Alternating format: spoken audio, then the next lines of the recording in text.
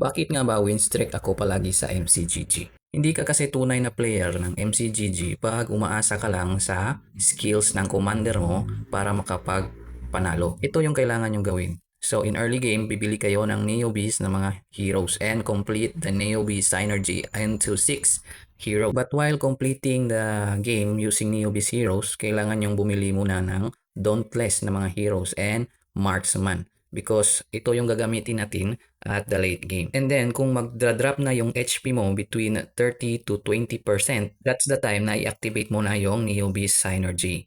And then, itapon mo na lahat ng Neobees maliban sa dalawang Neobees Hero. And ipalit mo na yung Dauntless tsaka Marksman Synergy. Sa pamamagitan nito, magkakaroon ka ng additional damage and perks kagaya ng Mirror item or ng mga magic crystal na makakatulong sa'yo na komplituhin lahat ng synergy na kailangan mo. Kung meron ka ng 6 na Dauntless tsaka 6 na Marksman, siguro na ang panalo mo. Proven ko na itong synergy na to. Kaya kung gusto mo ng full guide, comment down below.